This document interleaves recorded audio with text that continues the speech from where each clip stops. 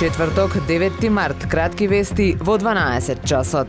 Полни 6 години наназад, градоначалниците на Охрид го одбиваат предметот за хотелот во Лагадина. Второстепената комисија на Министерството за транспорт и врски го враќа на повторно одлучување. Реагира охридскиот градоначалник Кирил Пецаков на одлуката на Националната комисија на УНЕСКО, општината повторно да ги разгледа активностите поврзани за изградба на овој објект на крајбрежјето. За оваа околу една година мандат, два пати сум дал негативно мислење како градоначалник за претходно даденото одобрение за градба. Сега од комисијата до општина Охрид стигна само известување без можност да реагираме, вели Пецаков.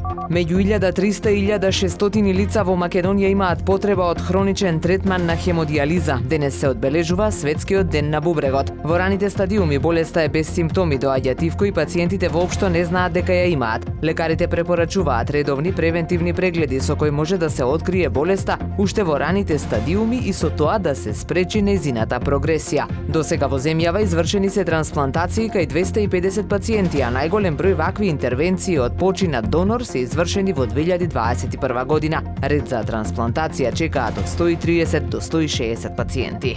Оваа сабота во Охрид ќе се одржи првото официјално државно првенство на македонската традиционална теквондо федерација. Председателот на федерацијата Маријан Чолазаревски во интервју за Супер Радио истакна дека учесниците ќе се надпреваруваат во форми и спаринг борби во категориите деца, млади, постари млади, јуниори и сениори во машка и женска конкуренција. Пријавени се 60 на надпреварувачи, што за почеток е одлична бројка, рече Лазаревски. Надпреварите ќе се одржуваат во спортскиот центар Билјанини извори во малата сала.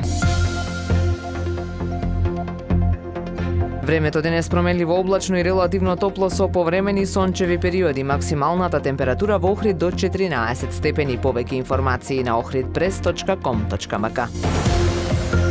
Уредник и водител на вестите Даниела Спасик. Технички реализатор Реджеп Селман.